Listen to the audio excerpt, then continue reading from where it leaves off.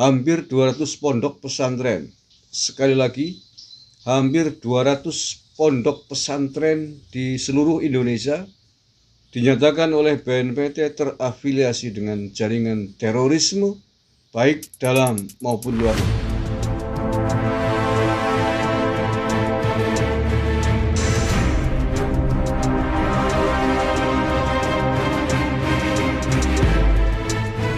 Assalamualaikum warahmatullahi wabarakatuh.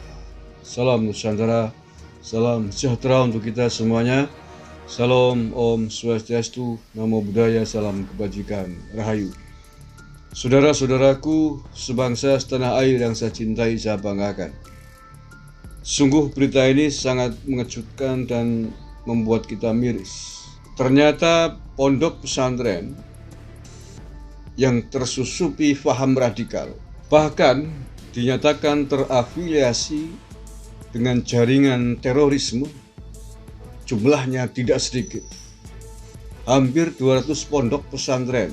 Sekali lagi, hampir 200 pondok pesantren di seluruh Indonesia dinyatakan oleh BNPT terafiliasi dengan jaringan terorisme, baik dalam maupun luar negeri. Masya Allah. Ya. So, siapa yang salah? Dan apa yang akan dilakukan? Membubarkan pondok pesantrennya, tapi membiarkan para pengasuh dan santrinya? Sama saja. Sama dengan membubarkan HTI, membubarkan FPI, tetapi tidak memberikan sanksi hukum yang tegas kepada para pentolannya. Nothing, nggak akan ada gunanya, nggak akan efektif, dan tidak akan menekan angka intoleransi, radikalisme, bahkan terorisme di tanah air ini. Itu hanya akan mengaduk-aduk isinya, mengaduk-aduk kemarahan para penghuninya untuk kemudian membalas dendam, membuat rumah baru, dan melakukan gerakan-gerakan yang sama.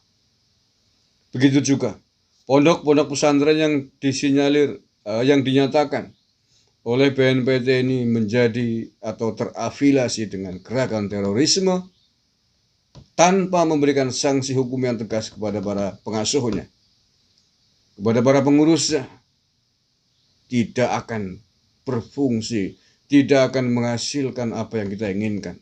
Para khilaper nggak akan berhenti, justru akan semakin mengaduk-aduk emosi mereka dan akan terus melakukan gerakan pembangkangan kepada negara ini. Oke, saya baca nih, dikira saya ngarang ya. Ini, BNPT endus 198 pesantren terafiliasi kelompok teroris. Ini ditulis oleh CNN Indonesia di Kamis tanggal 27 Januari kemarin. Badan Nasional Penanggulangan Terorisme atau BNPT mencatat sedikitnya 198 pondok pesantren terafiliasi dengan sejumlah organisasi teroris, baik dalam dan luar negeri termasuk ISIS. Astagfirullahaladzim. Hal itu disampaikan Kepala BNPT Komjen Boy Rafli Amar dalam rapat dengan Komisi 3 DPR RI pada hari Selasa 25 Januari.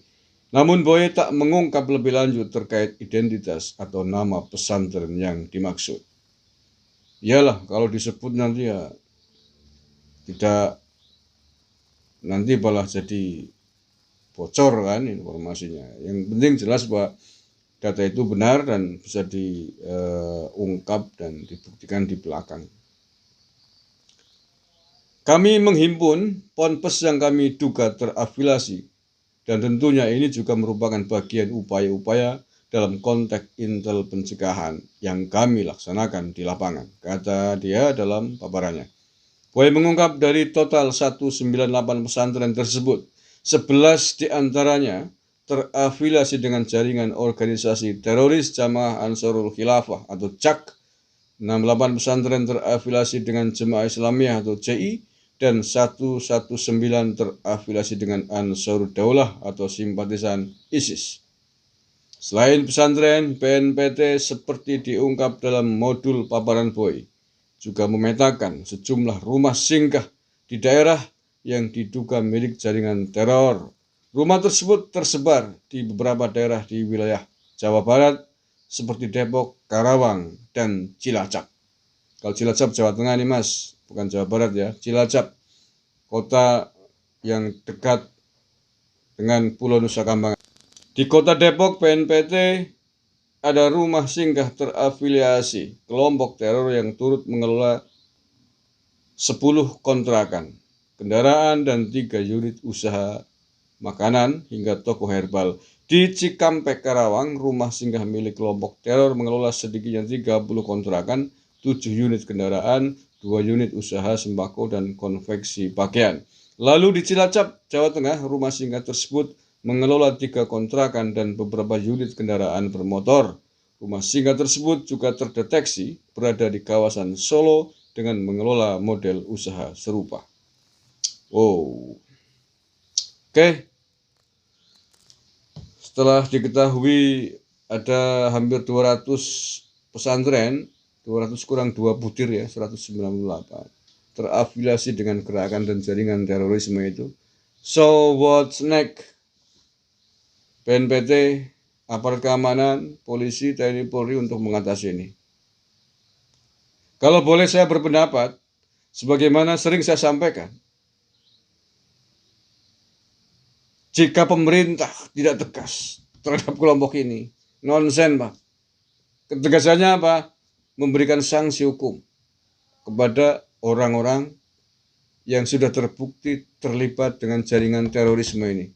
Pembinaan saja menurut saya nggak akan berhasil dengan baik. Sudah berapa lama sih pembinaan dan berapa persen yang berhasil yang dibina?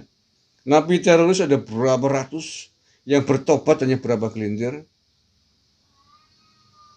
HTI, FPI sudah dibubarkan oleh negara. Apakah anggotanya bertobat?